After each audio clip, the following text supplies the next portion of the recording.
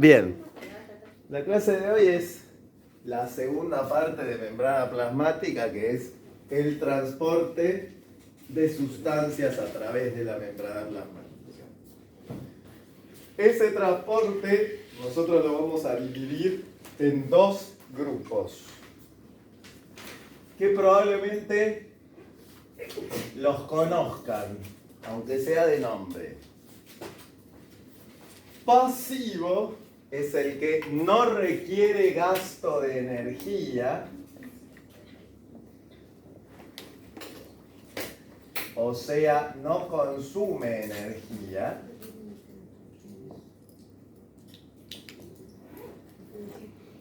Es sin gasto de energía.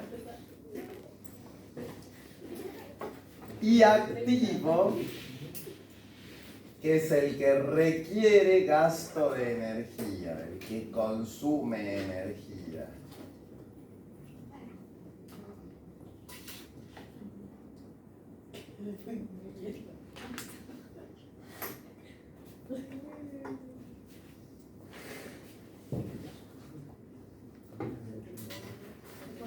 El transporte pasivo se divide en dos grandes grupos: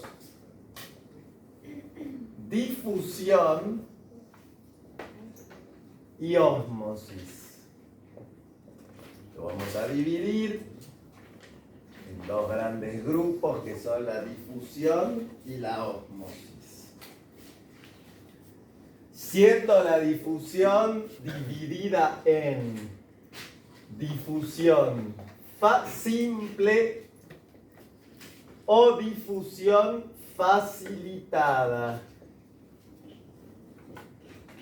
La difusión la vamos a dividir en simple o facilitada. La ósmosis no se divide, es única.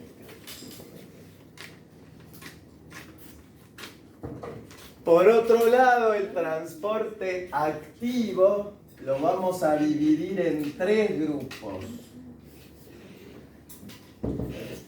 primario, secundario y en masa.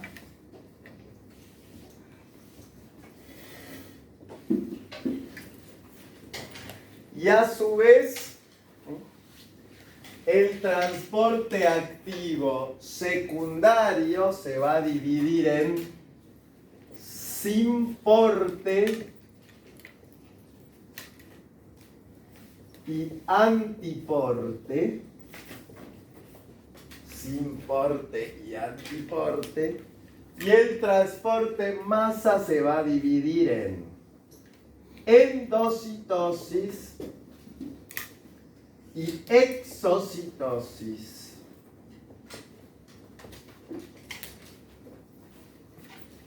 Ese es todo el esquema de transporte a través de la membrana que tenemos que ver el día de hoy. Esos son todos los transportes de los que vamos a hablar hoy.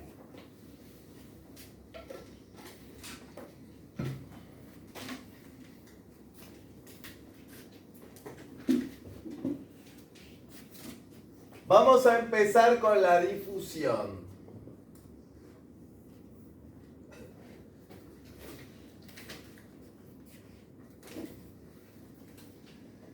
La difusión es el transporte pasivo, o sea, que no requiere energía, y espontáneo, o sea, ocurre naturalmente, sin nada externo que lo regule. Pasivo y espontáneo de solutos, o sea, cualquier sustancia, cualquier tipo de soluto disuelto en agua, a través de la membrana.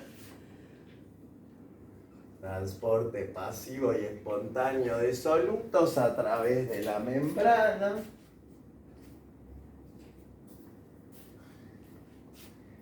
que tiene como característica principal que ocurre a favor del gradiente,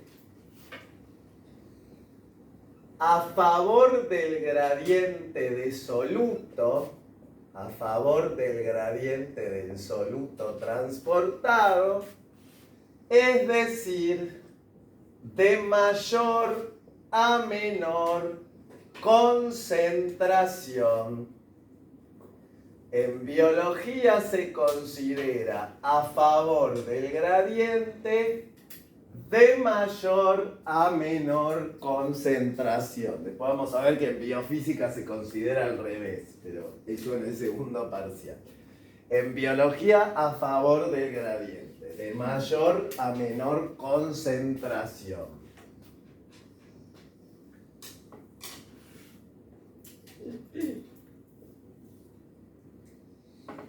Siempre si tenemos una membrana, que en nuestro caso va a ser la plasmática, el soluto siempre se transporta por difusión de mayor a menor concentración.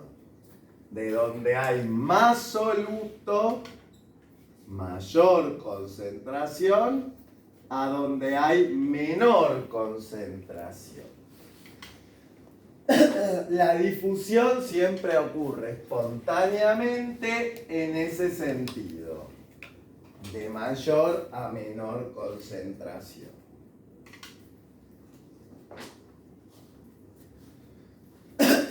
Y nosotros la vamos a dividir, como les decía, en dos grupos. Primero vamos a ver lo que se llama difusión simple.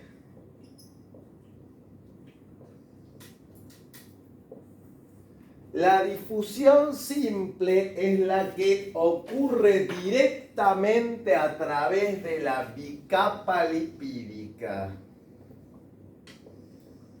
Ocurre directamente a través de la bicapa lipídica, la que vimos el otro día. De la bicapa que le daba la base estructural a la membrana. No necesita ninguna proteína que lo auxilie ese transporte. Es directamente a través de la bicapa. Haciendo estos dibujitos tan hermosos que hago.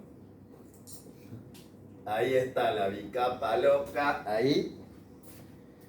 Y el transporte por difusión simple ocurre directamente a través de la bicapa. La sustancia atraviesa la bicapa. No hay nada que la ayude. La sustancia se mete por la bicapa y pasa.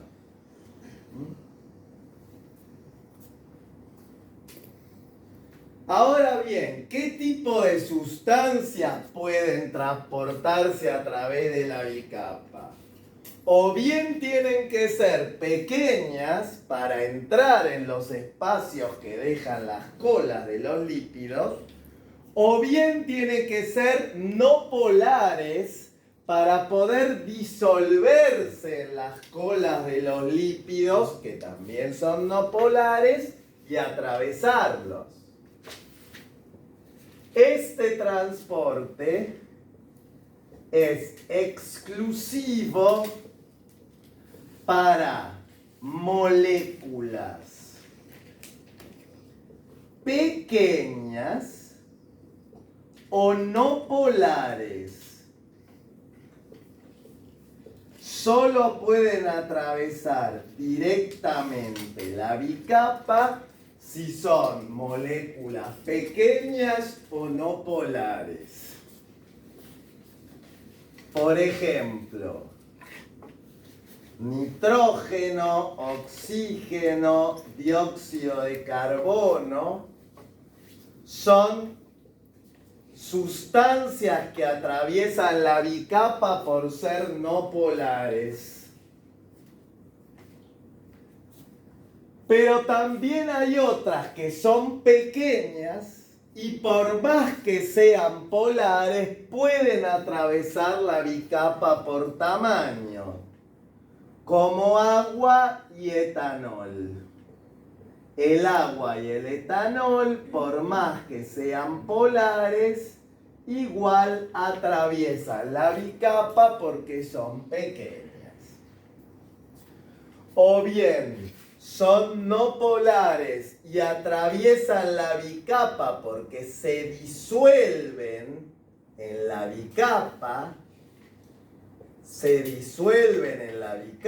que recuerden también es no polar, o bien son pequeñas y ingresan por los espacios, atraviesan los espacios que dejan los fosfolípidos. Atraviesan los espacios entre los fosfolípidos, entre las colas de los fosfolípidos.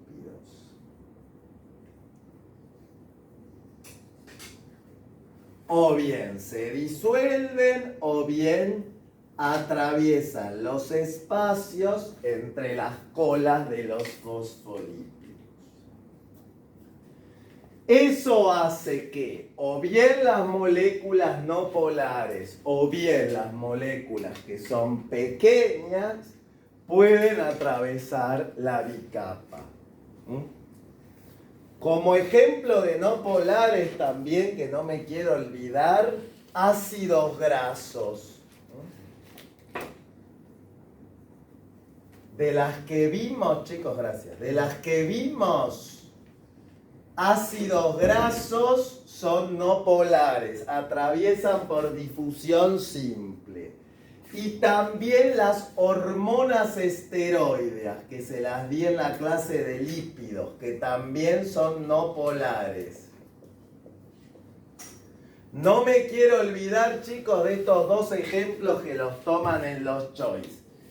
Tanto los ácidos grasos como las hormonas esteroideas pueden atravesar la bicapa por difusión simple por ser no polares, por más que sean más bien grandes. Ojo con eso. ¿Pusiste azúcar? Obviamente hay un montón de moléculas más que no son pequeñas o no polares.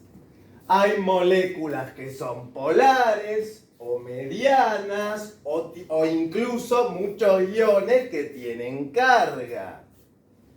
Para ese tipo de sustancias que no están dentro de este grupo, existe la difusión facilitada. La difusión facilitada no ocurre directamente a través de la bicapa, no ocurre directamente a través de la bicapa,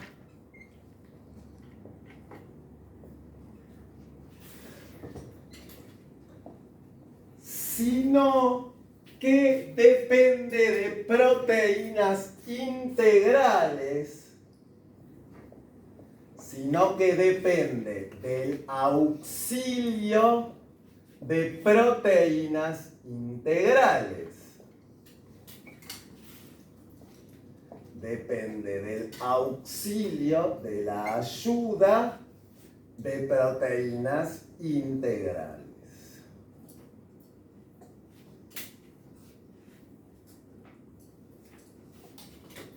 Requiere de proteínas integrales que puedan transportar los solutos a través de la membrana. Esas proteínas integrales pueden ser de dos tipos. A las proteínas integrales que transportan las vamos a llamar proteínas integrales transportadoras. Que queda lindo llamarlas así. Esas proteínas integrales transportadoras, y adelante, pueden ser de dos tipos. Hay dos tipos de proteínas integrales transportadoras. Existen los carriers, también conocidos como uniportadores. Los carriers, tu carry en inglés es llevar, carriers viene de llevadores.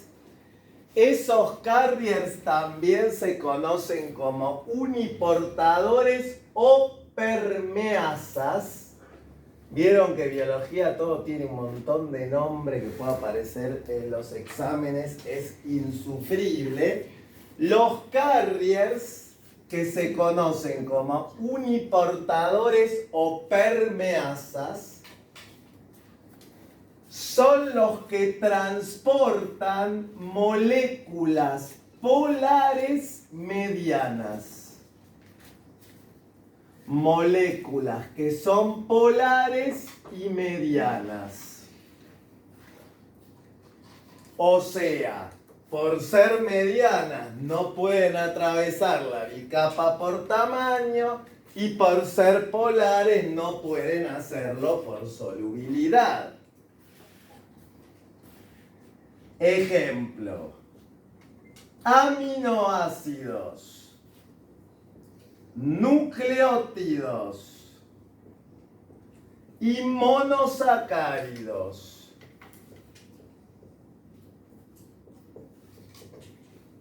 Los uniportadores o carriers, las tres moléculas más importantes que tienen que transportar son aminoácidos, que la mayoría de ellos son polares, nucleótidos y monosacáridos. Todas esas son moléculas polares de mediano tamaño.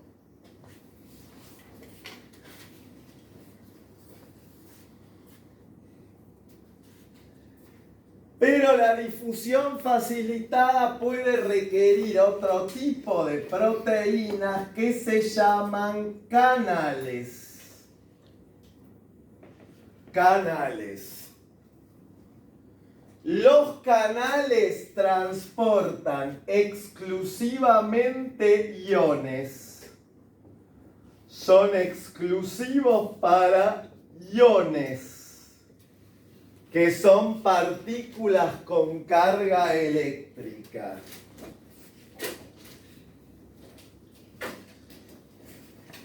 Ejemplo, sodio más, potasio más, cloro menos, calcio 2 más.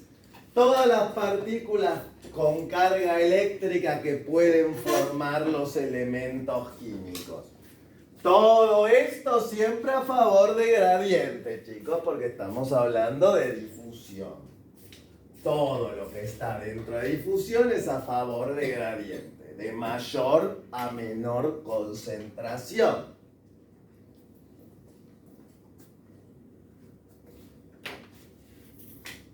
No es que le van a preguntar el mecanismo, pero les voy a hacer un dibujito porque vieron que siempre queda lindo el dibujito y sirve para recordar más fácil. Un carrier es una proteína integral de membrana. Este sería el carrier, o uniportador, o permeasa, o tiene como más nombre pero suficiente. El carrier es así. Siempre, chicos, el transporte se da a favor de gradiente, así que es de mayor a menor concentración. Supongamos que hay mayor concentración acá y menor acá. Una molécula del soluto se une al carrier. Una vez que la molécula de soluto se une al carrier, a ese uniportador, cambia de conformación,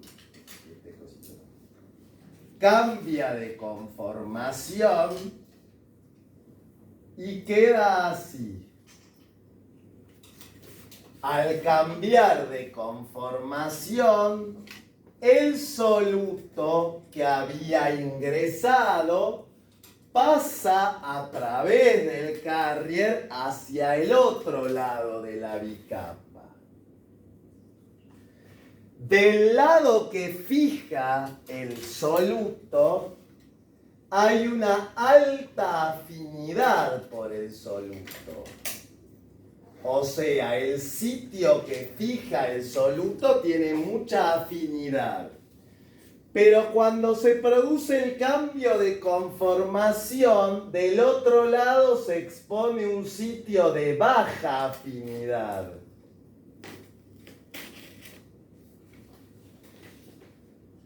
Un sitio de baja afinidad, o sea, un sitio que no interactúa bien con el soluto. Entonces, ¿qué hace? Lo suelta. Se produce la liberación del soluto, la liberación de la sustancia. En el sitio de alta afinidad se produce la unión del soluto. Como es un sitio con mucha afinidad, fija el soluto. Cuando fija el soluto, cambia de conformación y se expone del otro lado de la membrana un sitio de baja afinidad que libera el soluto. Y así se sucede el transporte.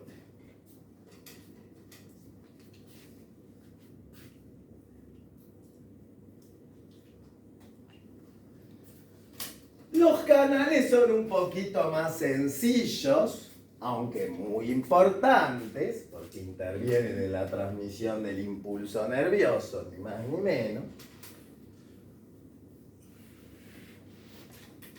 El canal primero está cerrado, está sellado, y ante un estímulo que puede ser la unión de una señal, después vamos a ver transmisión de señales, ante un estímulo que puede ser la unión de una señal, o bien puede ser un cambio en el voltaje de la membrana. La membrana tiene un voltaje, un potencial eléctrico. Eso lo vamos a analizar un poco en biofísica y después lo van a ver mucho en la carrera. Ya sea la unión de una señal o un cambio en el voltaje pueden producir la apertura del canal. Ante el estímulo el canal se abre y transporta el ion. Por ejemplo, transporta sodio a través de la membrana. Siempre a favor de gradiente, siempre de más a menos.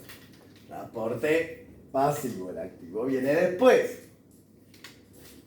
Hay o bien una unión de señal o un cambio en el voltaje produce la apertura en el canal y ahí el canal empieza a transportar el ion a través de él.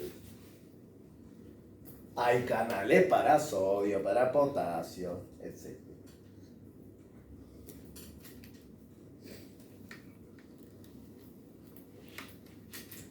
Esto alcanza, chicos, les prometo con que sepan esto de la difusión. Más no tienen que saber. Les digo, pues si agarran un libro hay 700 millones de páginas con 2.500.000 conceptos. Y todo muy lindo, pero acá lo que nos importa es lo que nos van a tomar ahora. Después sí, tienen un montón de tiempo para aprender, chicos, ¿no? Pero lo que importa es la semana que viene, ¿sí? Eso es lo que importa. otra, no la que viene, la otra, no se asuste.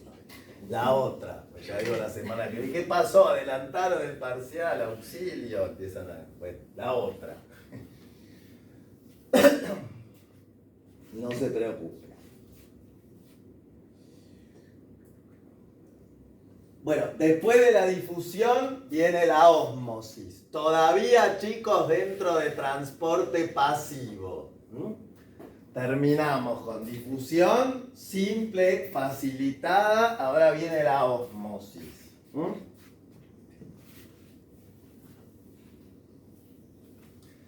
En la ósmosis, lo que se transporta no es soluto, sino es solvente, o sea, agua. La ósmosis es el transporte también pasivo y espontáneo. También pasivo y espontáneo. De solvente, o sea, agua,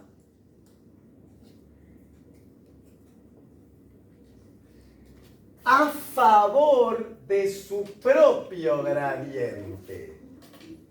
No del gradiente de soluto, sino a favor de su propio gradiente, del gradiente de solvente.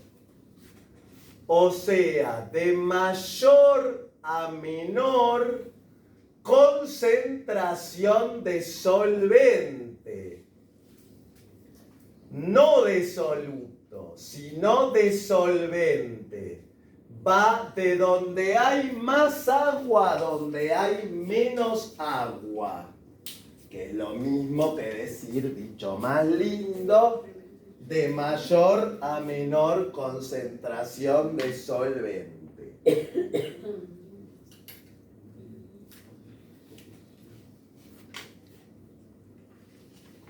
Entonces, chicos, es al revés que la difusión.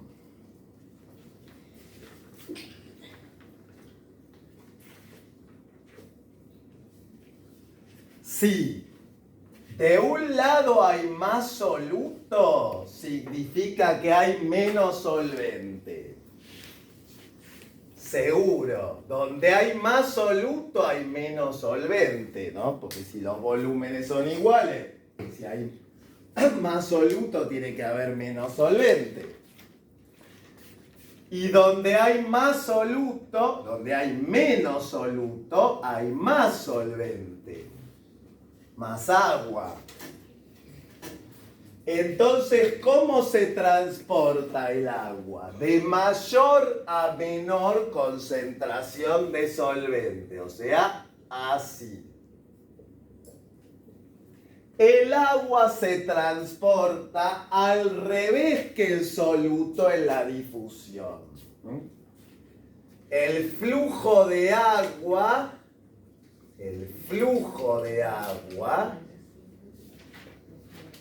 se produce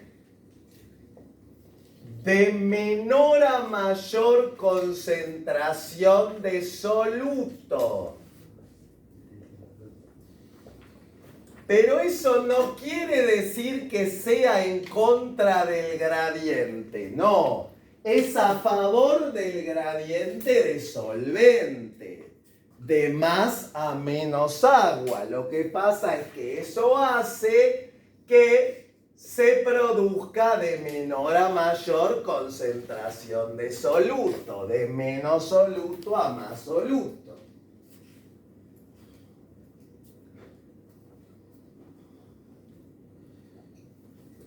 Un ejemplo, después en biofísica para el segundo parcial vamos a analizar la difusión y la ósmosis muy en detalle físicamente. Ahora biológicamente es más por encima.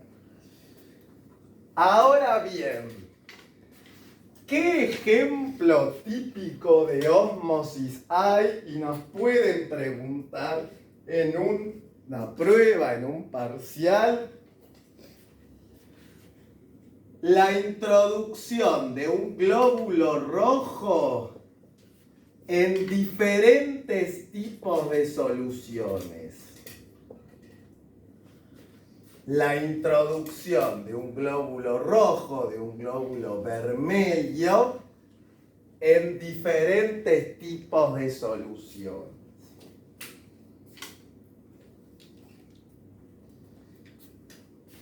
El glóbulo rojo, chicos, es la célula sanguínea que contiene la hemoglobina, que permite transportar gases a través de la sangre y tiene una determinada concentración interna. Le voy a hacer 9 pelotitas, 9 puntitos para representar su concentración de soluto interna. Este es el glóbulo rojo. Tiene esta forma, después lo van a ver en la facultad. Tiene forma de disco bicóncavo, esa formita. El glóbulo rojo se puede introducir en 3 tipos de soluciones. Primero lo podemos meter en una solución hipotónica. ¿Qué quiere decir hipotónica? Que tiene menor concentración que el glóbulo rojo. Menor concentración que la que tiene internamente el glóbulo rojo. O sea, al globulito, siempre con sus 9 puntitos, los metemos SC solución en una solución que tiene menos puntitos, o sea, menor concentración. El agua siempre fluye por ósmosis de donde hay menos soluto a donde hay más soluto. Por lo tanto, cuando se lo pone en una solución hipotónica, el agua entra al glóbulo rojo, porque el glóbulo rojo tiene más concentración que la solución. ¿Y qué le va a pasar al glóbulo rojo? Se hincha, aumenta su volumen, se hace más grandote, aumento del volumen. Y si sigue entrando agua, ¿qué va a pasar? Se hace mierda el glóbulo rojo. Se destruye. Esa destrucción se llama hemólisis. La hemólisis es la destrucción del glóbulo rojo.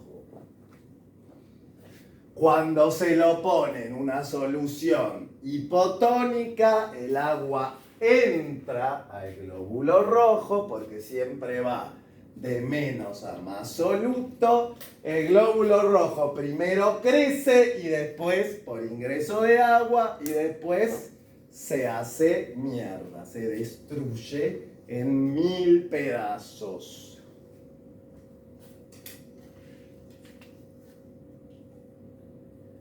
Por supuesto que también podría ponerlo en una solución hipertónica que tenga mayor concentración que el glóbulo rojo.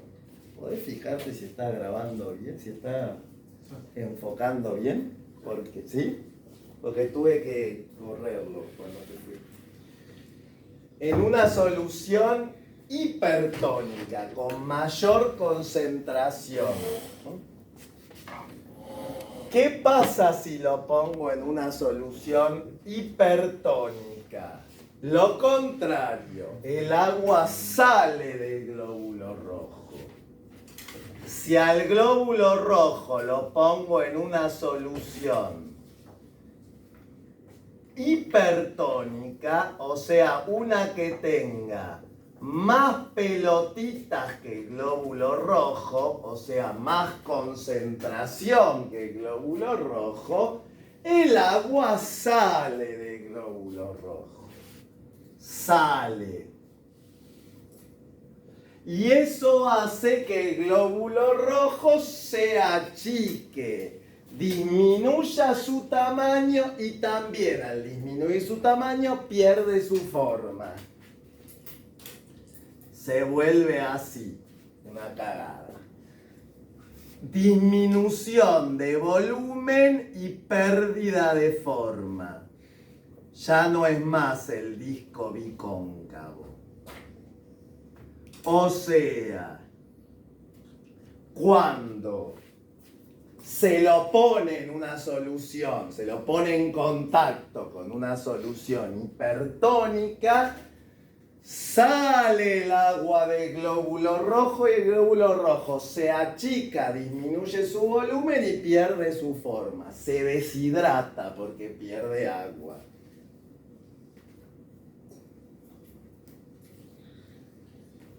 ¿En qué otro tipo de solución podría ponerlo? En una isotónica. ¿Qué significa isotónica? Que tiene la misma concentración que el glóbulo rojo. Pero ahí no pasa nada.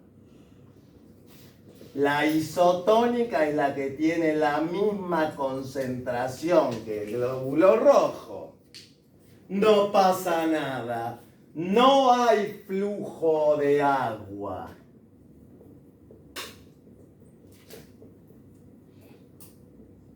No hay flujo resultante de agua.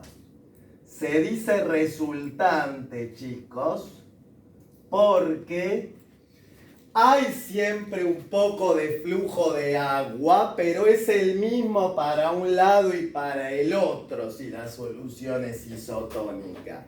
Porque no hay gradiente que estimule ese flujo. Por eso que direccione ese flujo. Por eso no hay flujo neto de agua y el glóbulo rojo fica igual. Conserva su volumen y forma. No le pasa nada. Conserva su volumen y su forma.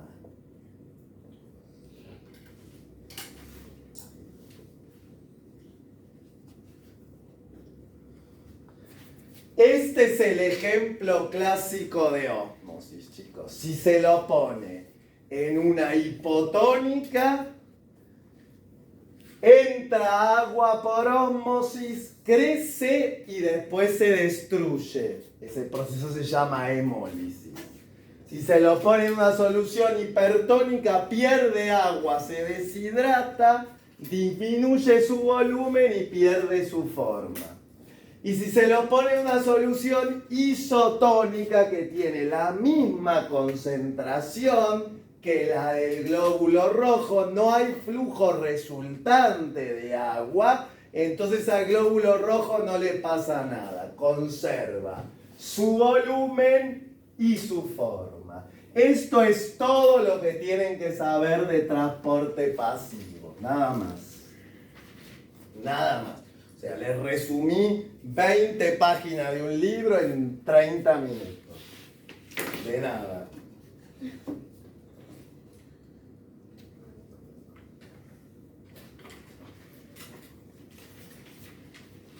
En biología la gran diferencia que uno puede hacer, más que, sí, obviamente uno explica las cosas, pero hay libros que explican maravillosamente bien, no es como física y química que uno agarra un libro y no entiende un corno.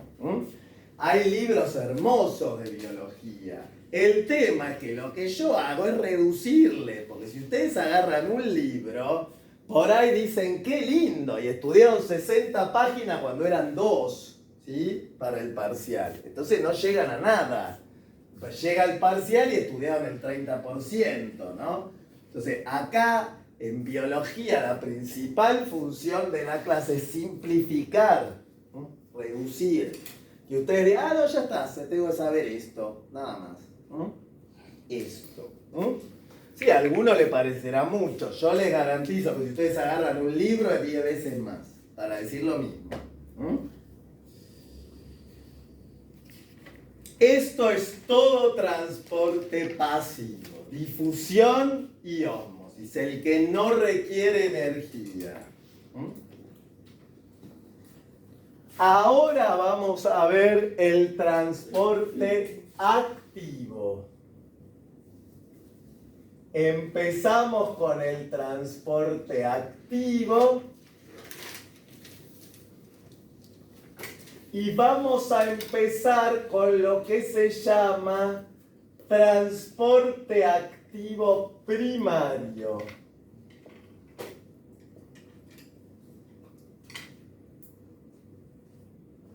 Empezando con el transporte activo, iniciamos con el transporte activo primario. Ya les voy avisando, la mayor parte, vamos a ver que no todos, la mayor parte de los transportes activos que requieren energía son en contra del gradiente, no son espontáneos, de menos a más. Puntualmente el transporte activo primario, además de ser en contra del gradiente, tiene dos características.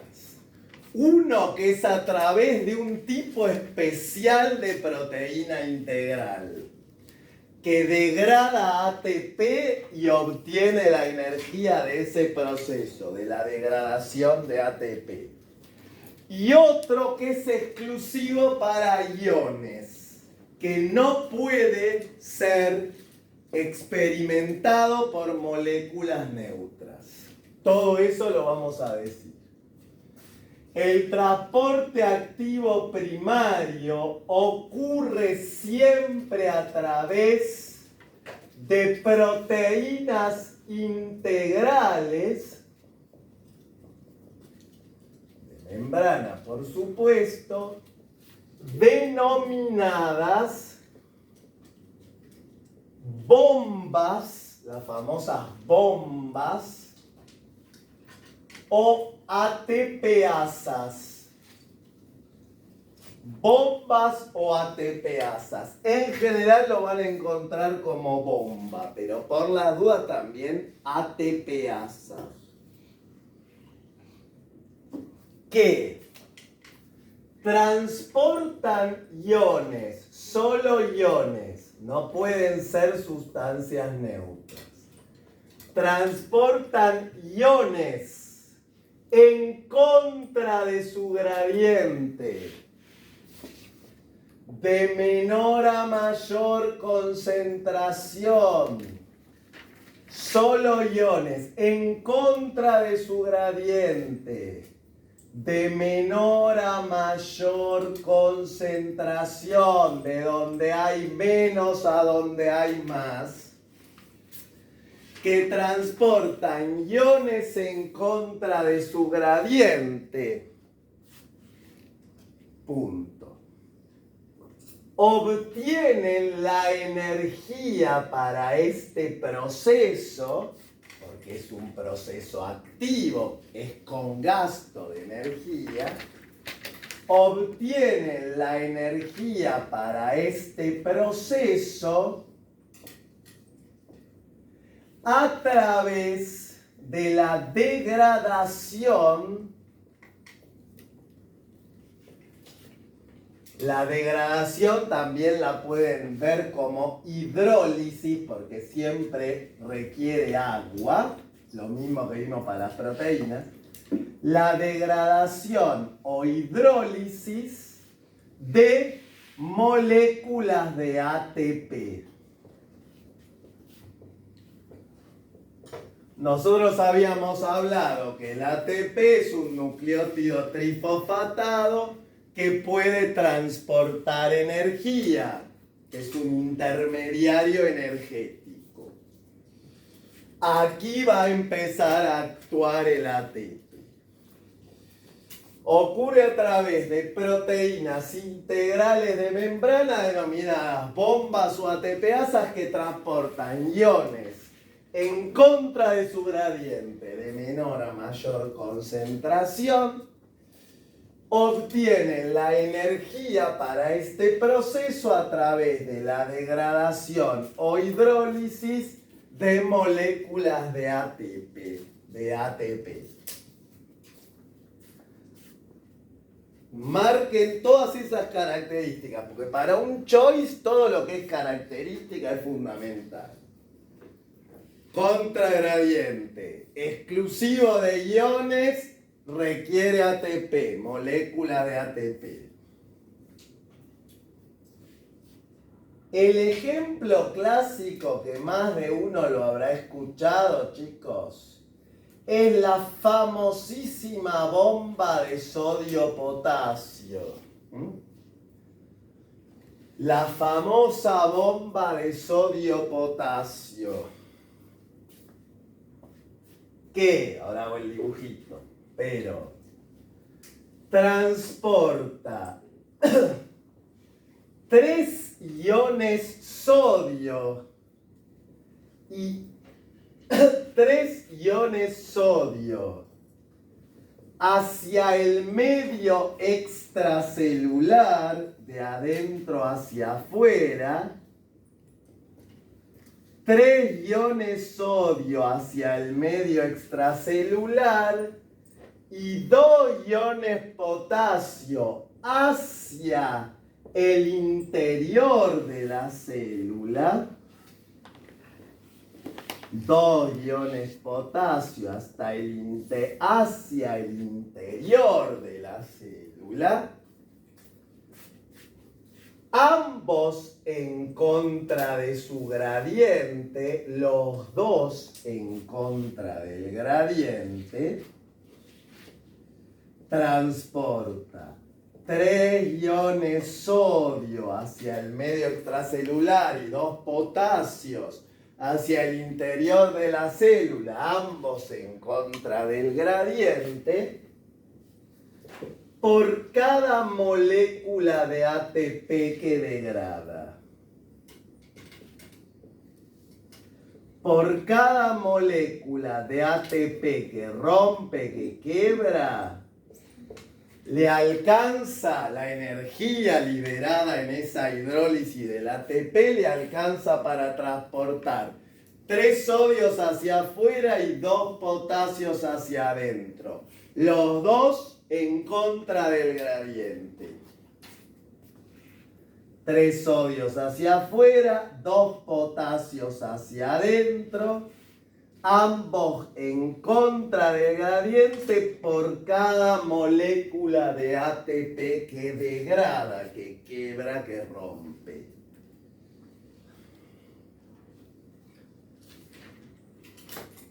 Voy a hacer el dibujito. Acá está el medio extracelular. Acá está abajo el intracelular. Acá está la membrana y dentro, inserta en la membrana, está la bomba, que es una proteína integral. Esa bomba tiene adentro, en el medio intracelular, 3 sitios para transportar sodio para afuera. Y en el extracelular, 2 sitios para transportar potasio hacia adentro. Y en el medio, un agujerito, una saliencia para incluir ATP, para pegar y degradar ATP. O sea, siempre, chicos, en el extracelular hay mucho sodio. Mucho sodio.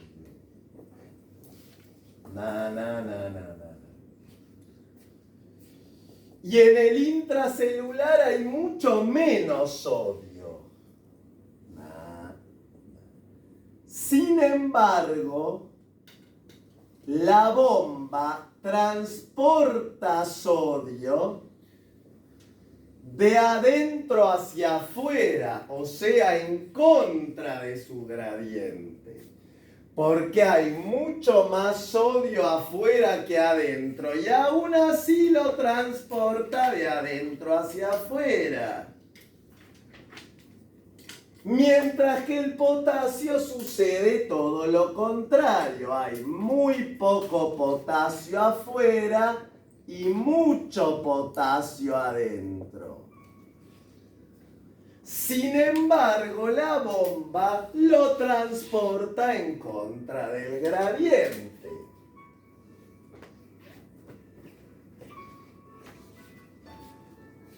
O sea, la bomba transporta el potasio de afuera hacia adentro, en contra del gradiente, de donde hay menos a donde hay más, y el sodio también. Por cada ATP que degrada en este sitio, ingresan 2 potasios y salen 3 sodios. Y acá entra el ATP.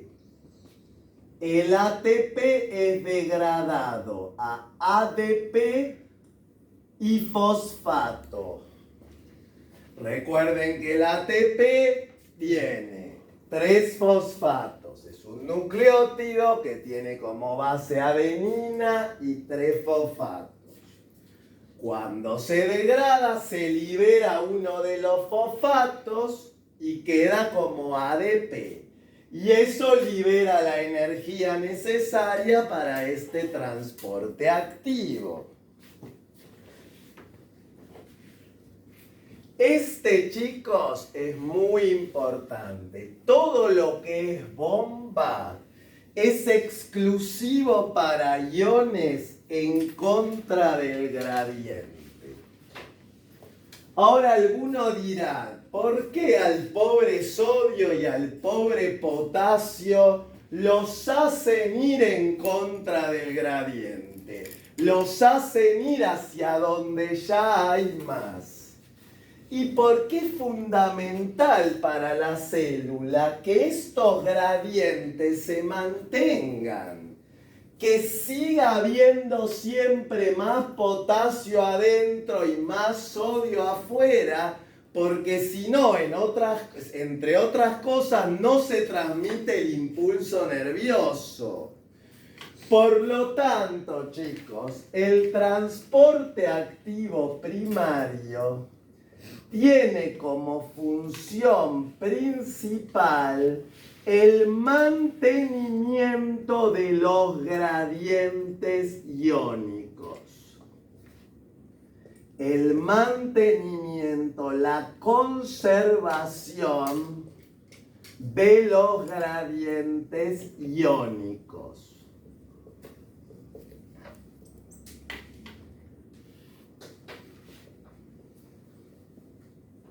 Mantenimiento de los gradientes. Para eso está, para que los gradientes se conserven en el tiempo. Porque si no, el sodio espontáneamente, ¿qué quiere hacer? Entrar de más a menos. Pero la bomba le dice, no señor sodio, usted tiene que estar afuera, lo lamento. Fuera. Y el sodio dice, no, pero acá somos menos, hay más lugar. No, chao, andate, vos tenés que estar afuera. Y el potasio lo mismo, el potasio va a querer salir, pero la bomba le dice, no, vení para acá, vos tenés que estar adentro, tiene que haber mucho más potasio adentro que afuera.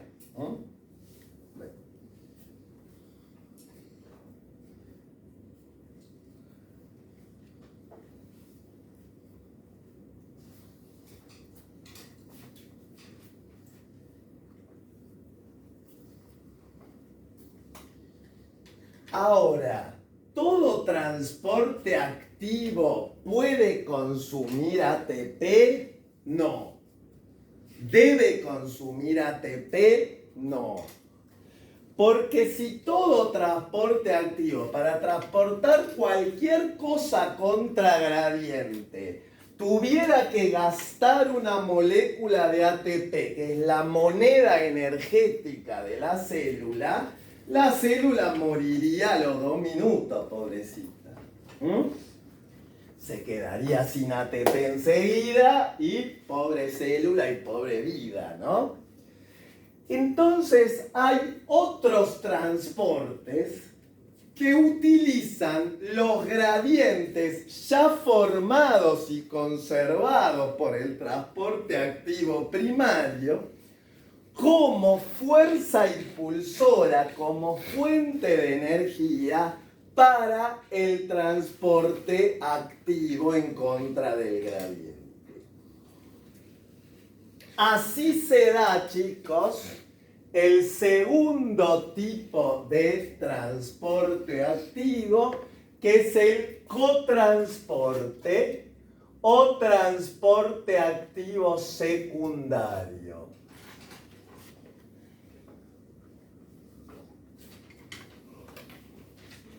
Transporte activo secundario o cotransporte.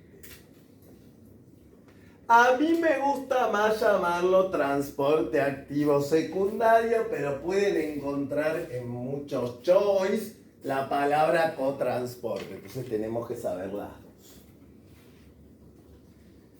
En este transporte, chicos, se acopla, atención, un transporte pasivo. Se acopla un transporte pasivo a favor de gradiente que libera energía. Todo transporte pasivo no solo no requiere energía, sino que libera energía. Se acopla un transporte pasivo a favor de gradiente que libera energía con otro activo en contra de gradiente, con otro activo en contra de gradiente que requiere energía.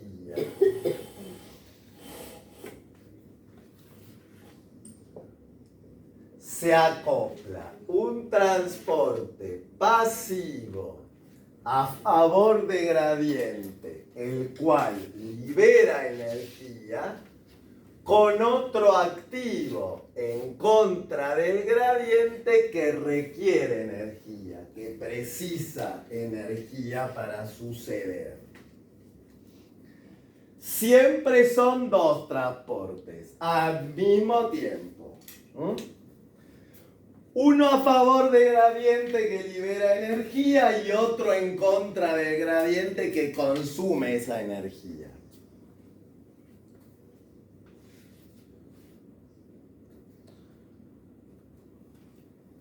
Ese transporte, como les decía, se divide en dos grupos. Este cotransporte o transporte activo secundario se divide en simporte o antiporte. Simporte o antiporte. El simporte sucede cuando los dos transportes ocurren en el mismo sentido. Cuando ambos transportes, el que está a favor del gradiente y el que está en contra, ocurren en el mismo sentido. Y el antiporte sucede cuando los dos transportes ocurren en sentido contrario, en diferentes sentidos. Tenemos que ver un ejemplo de cada uno. Siempre uno a favor del gradiente y otro en contra, pero en el simporte los dos para el mismo lado y en el antiporte en sentidos opuestos.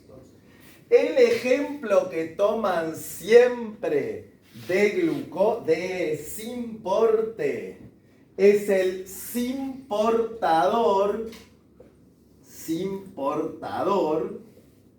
sodio-glucosa sin portador, sodio-glucosa en el intestino. Sin portador, sodio-glucosa en el intestino. Este sin portador es una proteína integral que está en las células del enterocito, o sea, del intestino delgado. En el enterocito, que es la célula del intestino delgado. Si este es el medio extracelular y este es el intracelular.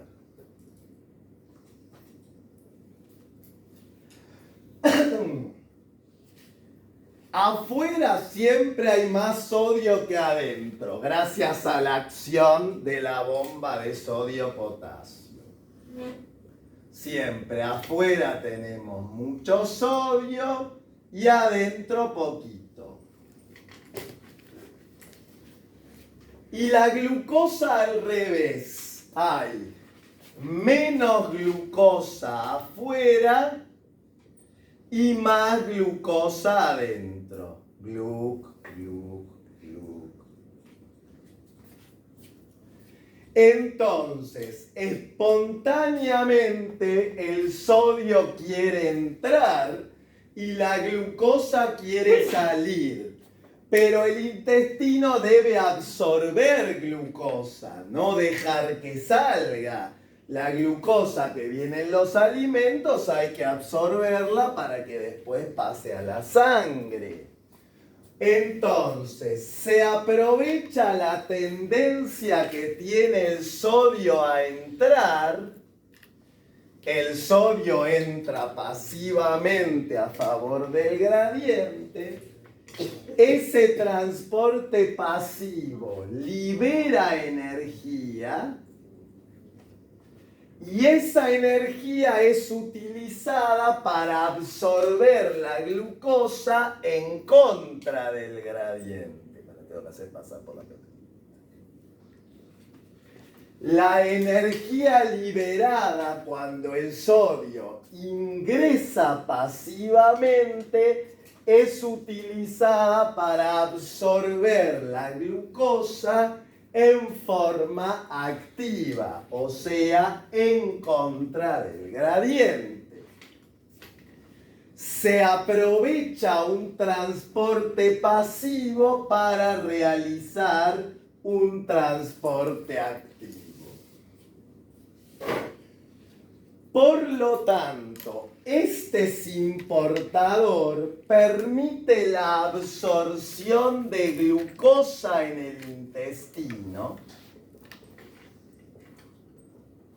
porque sin este sin portador no habría absorción de glucosa, que la glucosa entre al intestino y después vaya a la sangre, y no depende directamente de ATP, sí en forma indirecta, porque depende del gradiente del sodio que es generado usando ATP, pero no depende directamente de ATP. No consume ATP, no gasta ATP. No consume, sino que utiliza un transporte activo como fuente de energía para un transporte pasivo a favor de gradiente como fuente de energía para un transporte activo en contra del gradiente. También, en este caso, fíjense que los dos transportes se dan en el mismo sentido, de afuera hacia adentro. También puede suceder que haya en sentidos contrarios. El ejemplo que tendríamos que saber es el antiportador hidrógeno bicarbonato, H más es hidrógeno o protón, y HCO3 menos se llama bicarbonato, el antiportador protón bicarbonato en el riñón, en el rin. El antiportador protones bicarbonato en el riñón. Si tenemos acá el medio intracelular y acá el medio extracelular, en el medio voy a hacer a la proteína integral que funciona como antiportador.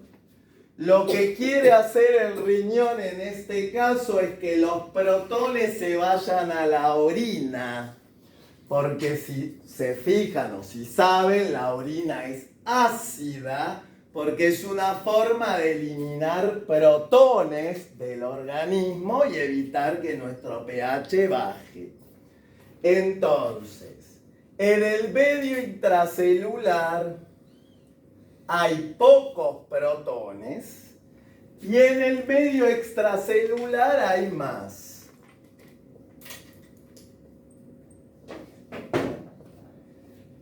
Ahora bien, para ese transporte activo se va a utilizar un transporte pasivo que en este caso sucederá en sentido opuesto. ¿Por qué? Porque el bicarbonato está más concentrado afuera que adentro. Hay más bicarbonato en el extracelular que en el intracelular. Entonces, el bicarbonato ingresa a la célula a favor de gradiente y libera la energía para que los hidrógenos salgan de la célula en contra del gradiente. El bicarbonato entra pasivamente de afuera hacia adentro y los protones, los iones hidrógenos salen activamente en contra de gradiente, de adentro hacia afuera. Esto que permite sacar protones de la célula y acidificar la orina. Es fundamental para la acidificación de la orina. Porque la orina queda con muchos protones y permite, la orina se está formando en el medio extracelular y permite sacar protones de nuestra sangre.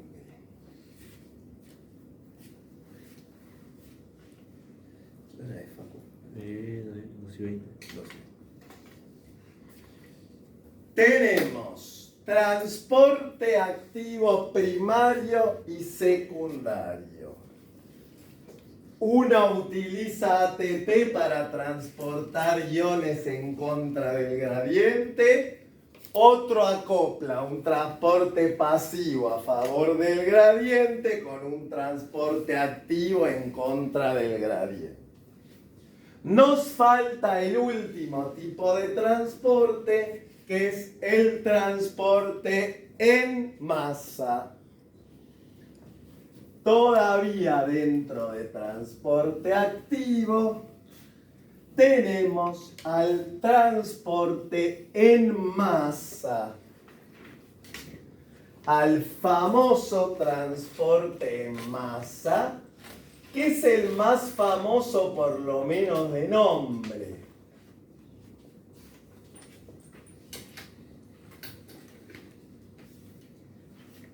El transporte en masa involucra partículas de gran tamaño. Ya estamos hablando de cosas muy grandes. partículas muy grandes, nada de iones o moléculas pequeñas, partículas de gran tamaño que podrían ser macromoléculas o incluso células enteras, tipo una bacteria. Macromoléculas o células enteras.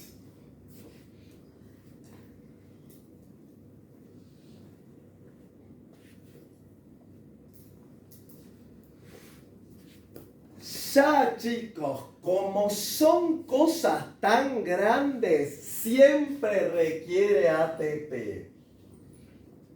Siempre requiere la hidrólisis del ATP. Ya con semejante pedazo de partícula, sí o sí necesito ATP. Y ahí no influye el gradiente, porque ya es demasiado grande la molécula como para considerar gradiente. Es independiente del gradiente. No depende del gradiente. No se habla ni a favor ni en contra. No se menciona el gradiente aquí. Y es el único transporte que requiere el desprendimiento de zonas de la membrana, el desprendimiento de zonas de la membrana para formar vesículas. El desprendimiento de zonas de la membrana para formar vesículas.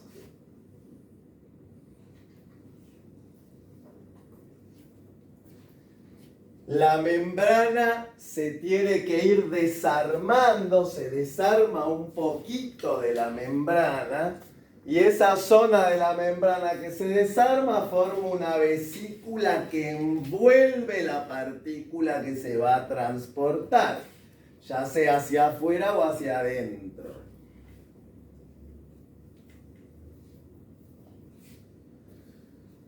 Como les decía, se dividen en endocitosis y exocitosis.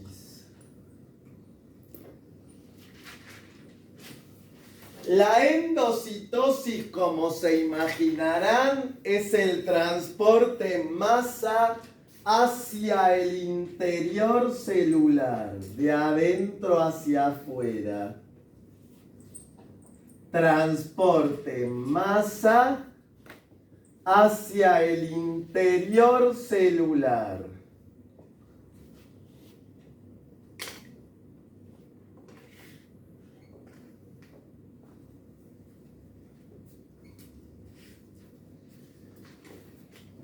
Y se clasifica, como es un proceso bastante complejo, se clasifica según dos criterios. Se clasifica según dos criterios. Tiene dos criterios de clasificación y ambos los pueden tomar. Se clasifica según dos criterios.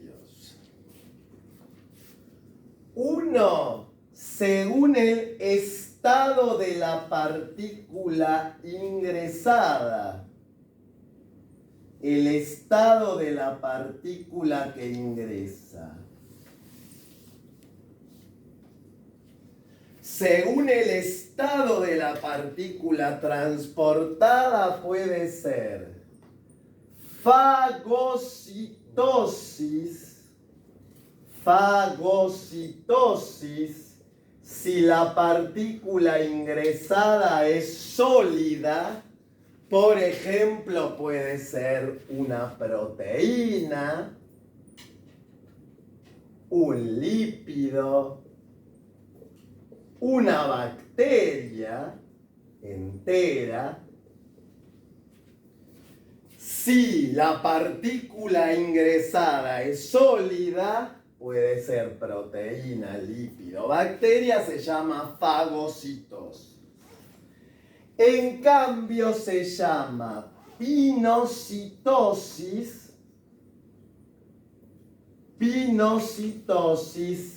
si la partícula ingresada es líquida. Por ejemplo, fluido extracelular. Hay muchas células que se alimentan por fluido extracelular. Toman fluido y se alimentan a través de él. No a través específicamente de macromoléculas, sino directamente a través de lo que hay en el fluido extracelular, que es líquido. Así que puede ser entonces fagocitosis si se endosita una partícula sólida, o pinocitosis si se endosita una partícula líquida. Sin embargo, sigo acá, el criterio más importante para dividir la endocitosis es según su mecanismo. Según el mecanismo en el que sucede la endocitosis.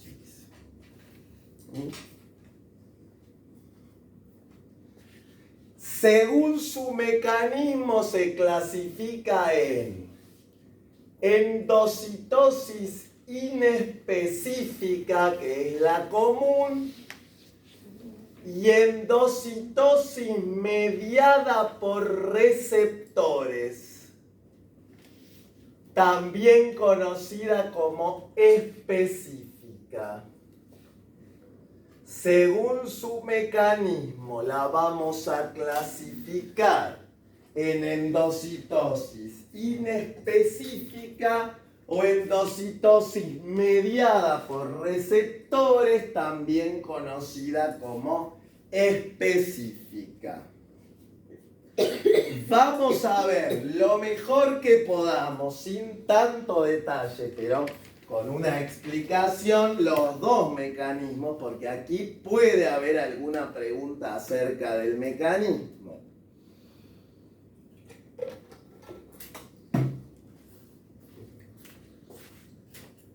Primero, la endocitosis inespecífica, la común.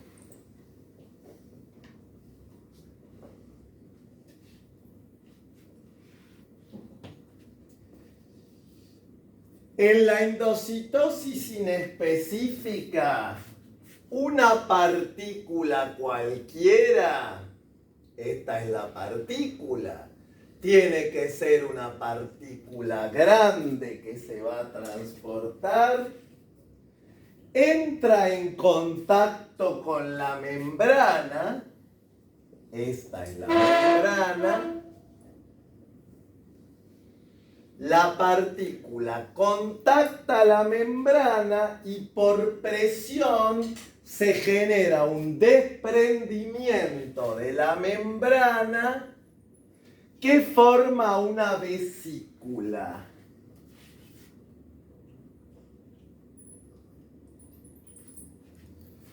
Se forma por presión. La membrana se desprende y encierra la partícula en una vesícula.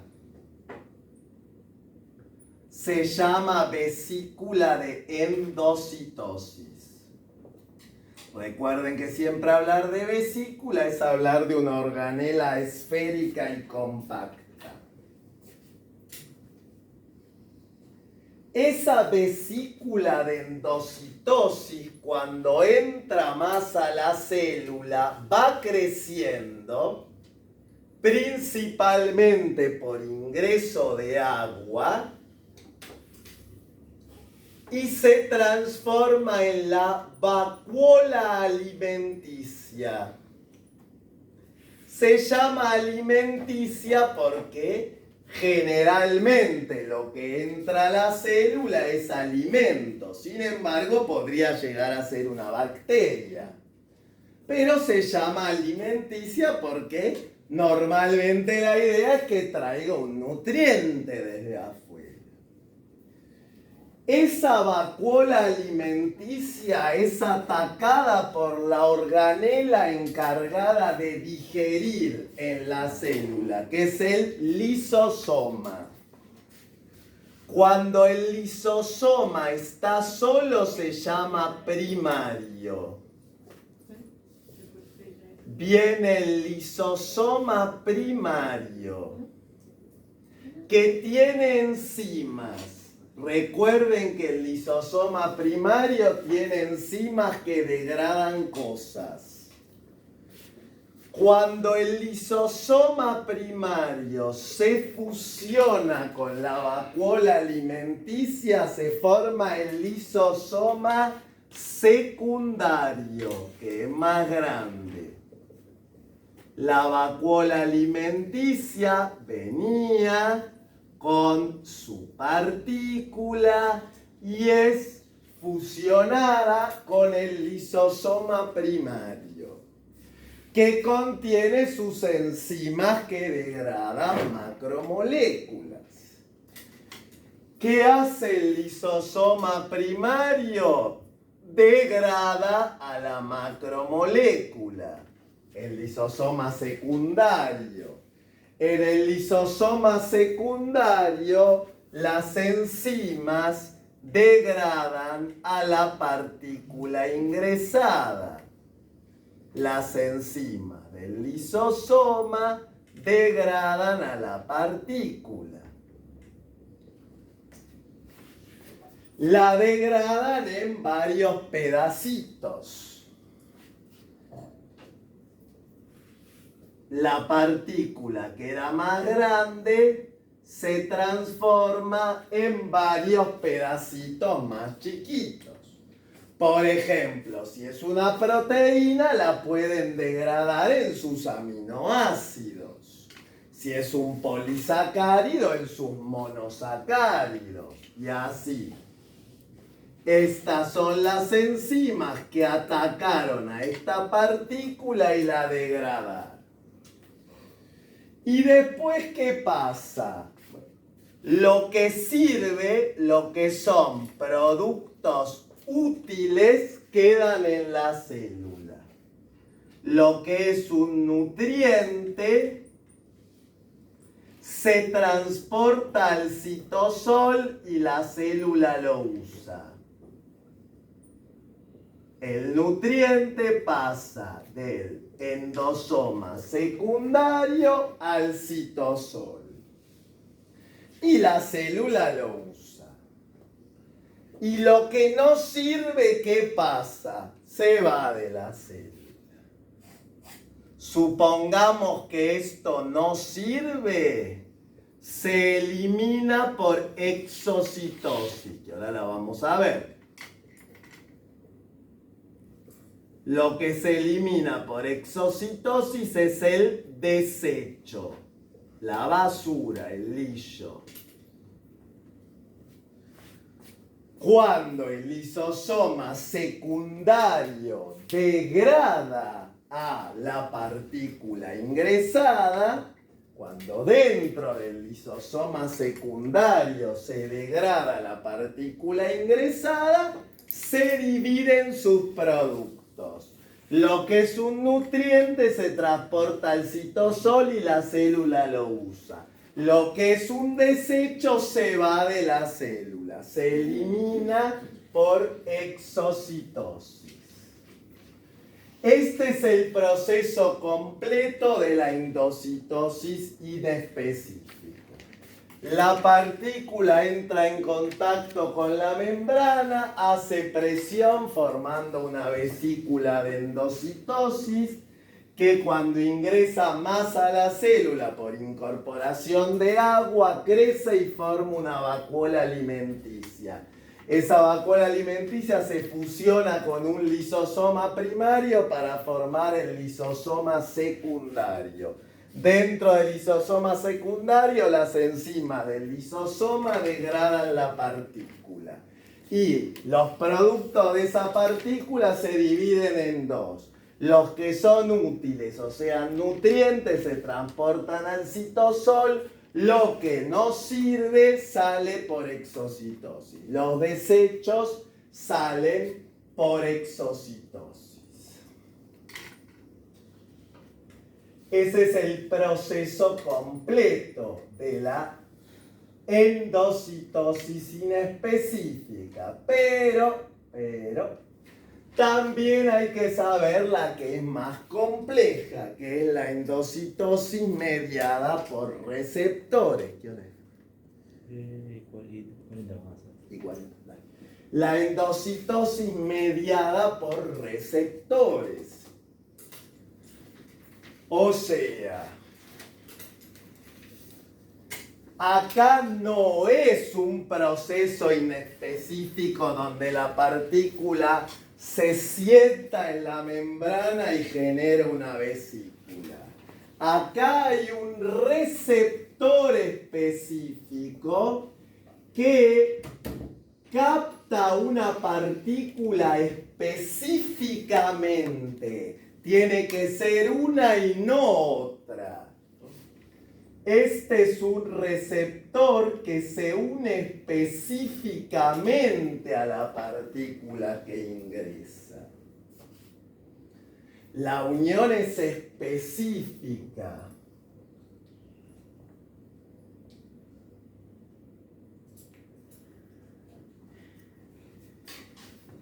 Luego, no solo entra la partícula a la célula, sino que también entra el receptor.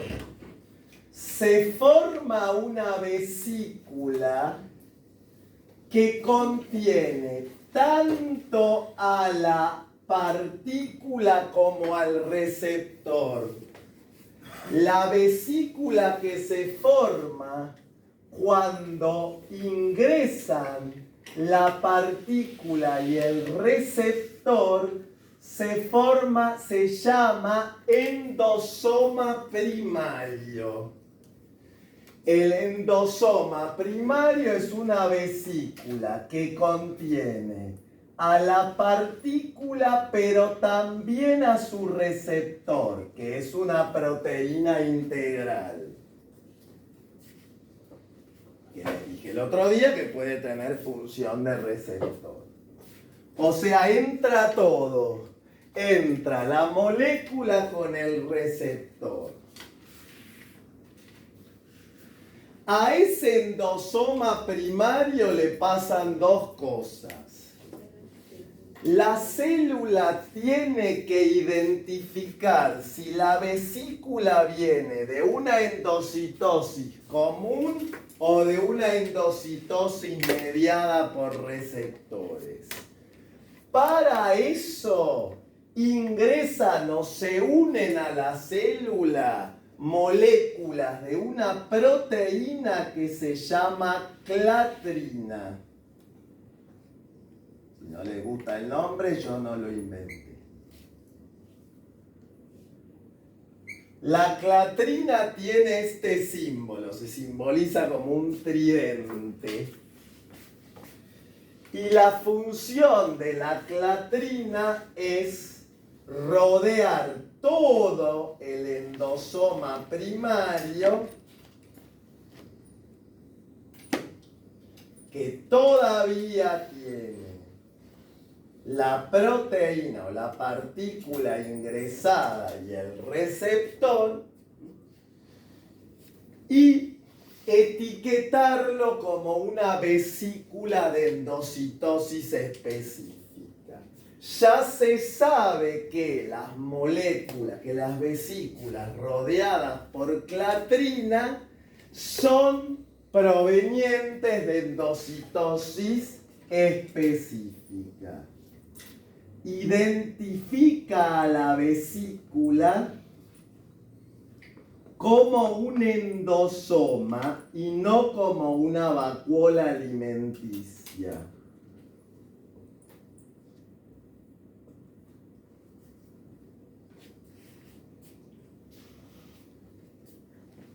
A medida que ese endosoma va pegando la clatrina y va ingresando a la célula, lo que se produce es la disociación de la partícula y el receptor. Todavía con la clatrina.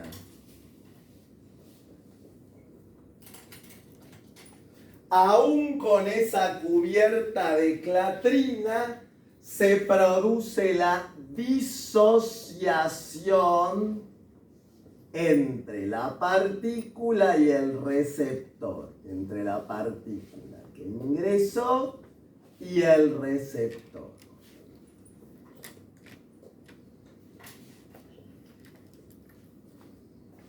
Se separa.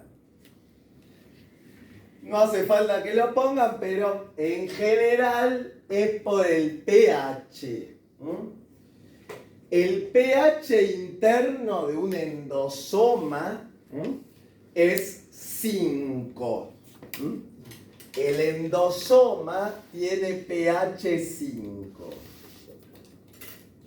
A pH 5, que es levemente ácido, la partícula y el receptor permanecen unidos. Cuando el pH se hace menor a 5, más ácido, la partícula y el receptor no pueden permanecer unidos. Tienen que separarse. Se disocia la partícula y el receptor, todavía con la cubierta de clatrina. Luego de esto, la clatrina sale. Se va la clatrina. Pérdida de la cubierta de clatrina.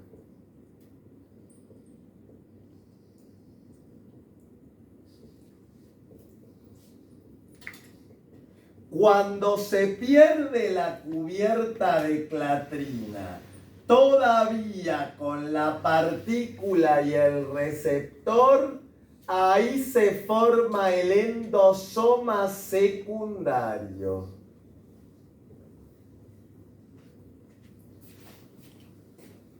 Repasamos hasta acá. Partícula con receptor forman endosoma primario. Se une la clatrina al endosoma que la identifica como tal. La identifica como endosoma. Dentro del endosoma, con la cubierta de clatrina, se separa por disminución del pH, se disocia la partícula del receptor. Luego, a medida que sigue entrando a la célula, pierde la cubierta de clatrina y se transforma en endosoma secundario. Luego que pasa, el receptor debe volver a la membrana. No tiene un culo que hacer adentro de la célula. El receptor retorna a la membrana y queda la partícula sola. Cuando el receptor retorna a la membrana y queda sola la partícula ingresada, ahí sí se llama vacuola alimenticia igual que antes. Ahí sí el receptor vuelve a la membrana, volta para su lugar, que es la membrana,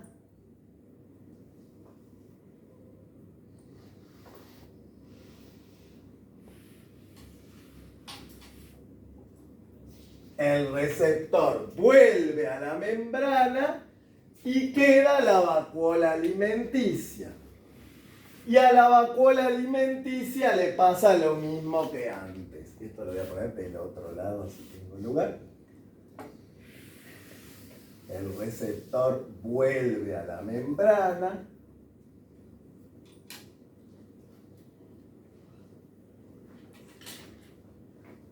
¿Y qué le pasa a la vacuola alimenticia? Lo mismo que antes. Es atacada por el lisosoma primario. Viene el lisosoma primario con sus enzimas.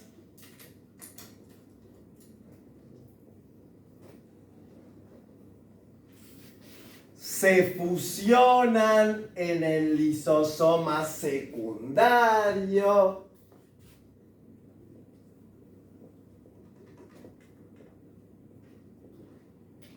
Y en el lisosoma secundario se produce la degradación.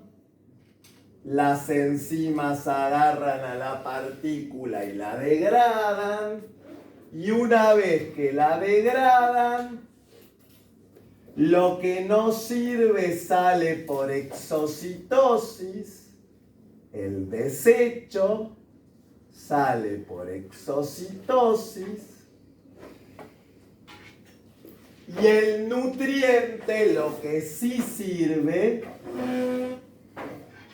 queda en el citosol.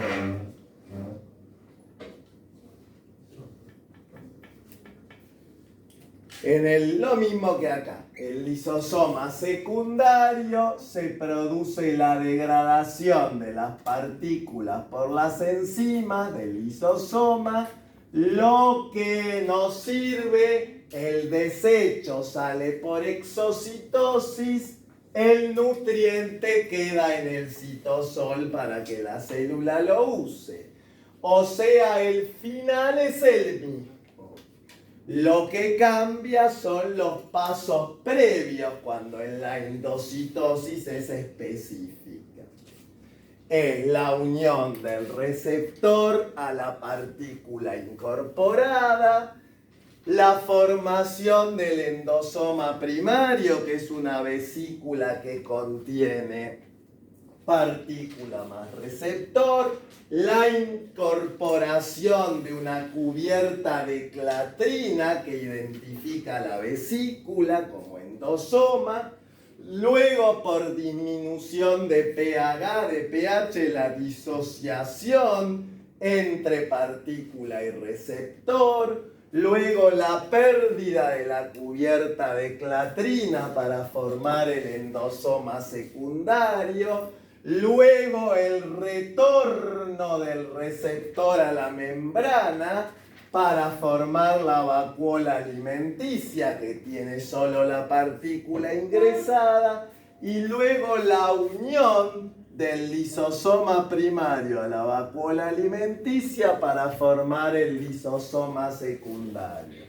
donde las enzimas degradan la partícula y lo que sirve queda como nutriente y lo que no sirve se va. ¿Cuál es la función de la endocitosis? La nutrición celular. ¿Para qué sirve la endocitosis? Para la nutrición celular.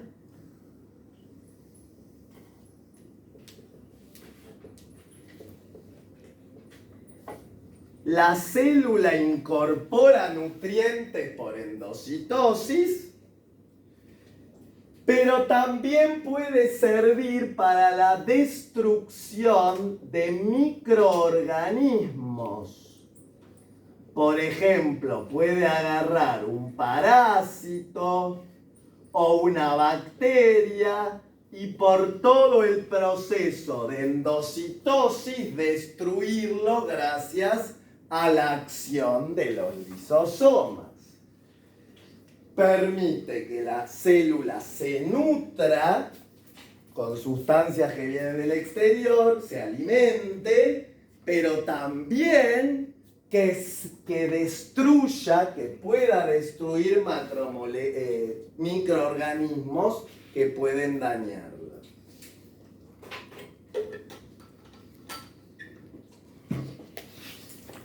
para terminar tenemos la exocitosis, que es más cortita.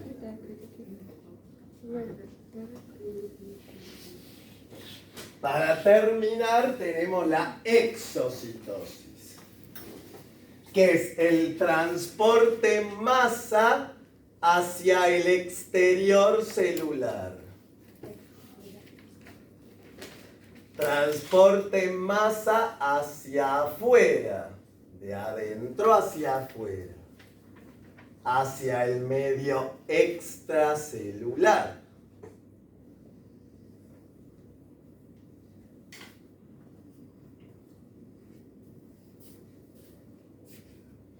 Es mucho más fácil.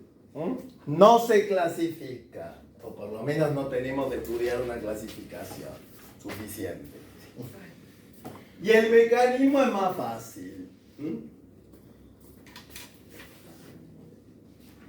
Siempre involucra al RER. ¿Se acuerdan cuando vimos síntesis de colágeno? Yo les dije que todo lo que tiene que salir de la célula pasa, por lo menos todo lo que son proteínas, pasa por el RER, luego por el Golgi, que lo clasifica y lo saca.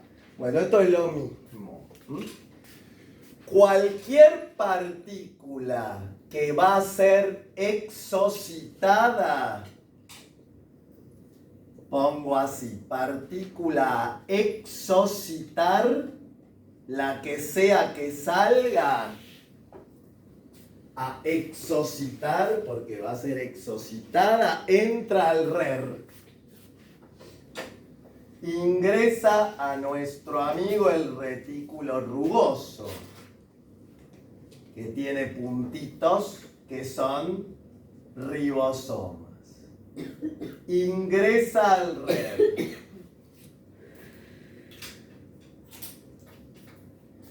En el RER, en general, se le hacen algunas modificaciones. Hablamos cuando vimos colágeno y vamos a hablar más la semana que viene en sistema vascular citoplasmático. Pero lo importante es que se le hacen ciertas modificaciones. Vimos que pueden ser hidroxilación, glicosilación, algún corte, modificaciones. Así que a la partícula la hago diferente, porque se modificó. Después vamos a recordar qué tipo de modificación cuando veamos sistema vascular citoplasmático. Una vez que dentro del RER sufre las modificaciones, la recibe el aparato de Golgi.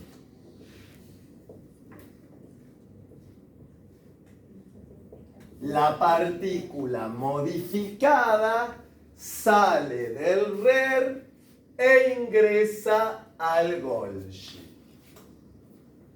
En el RER se modifica e ingresa al Golgi. En el Golgi se le van a hacer otras modificaciones, pero principalmente se le va a agregar una proteína, se va a empaquetar en una vesícula y a la vesícula se le va a agregar una proteína que le va a permitir ser exocitada. Ya termino. En el Golgi se empaqueta la partícula. Empaqueta quiere decir que se mete en una vesícula y se le agrega a la vesícula una proteína, chicos, que tienen que saber su nombre. Se le agrega a la vesícula la proteína Besnare. En el Golgi se empaqueta la partícula y se le agrega a la vesícula la proteína Tesner. Le digo Wesner. Vesnare. Se empaqueta la vesícula y en la vesícula se agrega esta proteína Wesner. Bueno, la partícula la voy a seguir haciendo como la hice en el RER. Así. Pasa del RER al Golgi y en el interior del Golgi se empaqueta en una vesícula y a la vesícula se le agrega la Wesner. ¿Para qué sirve la Wesner? Porque sin la Wesner no puede salir de la célula. Para que se produzca la exocitosis, la proteína Wesner de la vesícula, esperen que me quedó muy juntito. La proteína Wesner de la vesícula tiene que reconocer a otra proteína de la membrana que se llama Tesner. La proteína Tesner está en la membrana. Cuando la proteína Wesner de la vesícula se une con la proteína Tesner de la membrana, ahí se produce la salida de la partícula. La unión de estas dos vesículas permite la salida de la partícula. Sale de la célula. Ahí repaso y terminamos.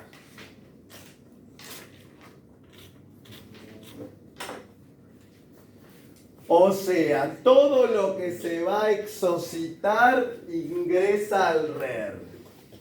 Dentro del RER sufre modificaciones y viaja al Golgi. En el Golgi se empaqueta la partícula y a la vesícula se le agrega una proteína que se llama Wesner.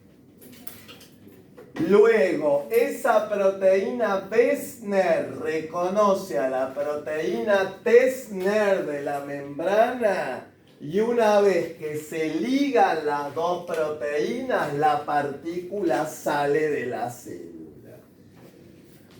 O sea, el agregado de la proteína Wesner en el Golgi permite reconocer a la Tesner de la membrana y propiciar la exocitosis.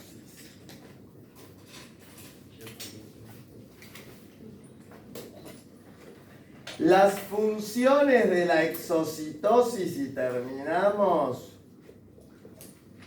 Por supuesto, la eliminación de desechos, eliminación de porquerías que no le sirven a la célula.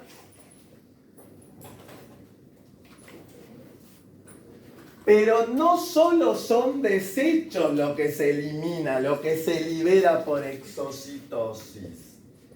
También ocurre la secreción de sustancias útiles. Por ejemplo, hormonas. No solo excretamos desechos por exocitosis, también se pueden liberar sustancias que puedan servirle al organismo, que puedan servirle a otras células. Por eso hay que diferenciar entre la eliminación de los desechos, que también se conoce como excreción, o la secreción de cosas útiles que le pueden servir a otras células.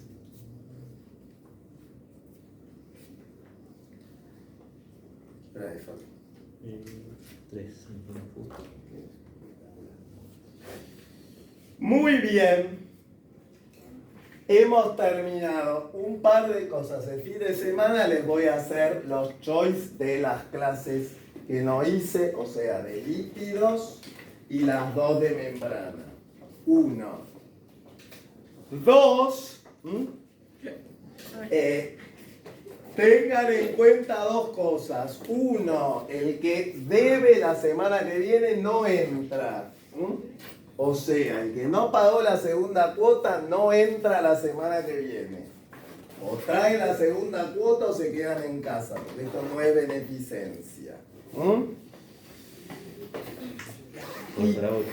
Y 3, tengan en cuenta que voy a hacer un repaso intensivo de biología, no chicos, de biología vamos a quedarnos con el repaso normal. Recuerden, porque siempre hay gente nueva, voy a hacer un repaso intensivo. Aparte de biofísica el sábado 30 de abril y de química el domingo 1 de mayo. Cada uno sale 1.500 pesos. Van a ser acá.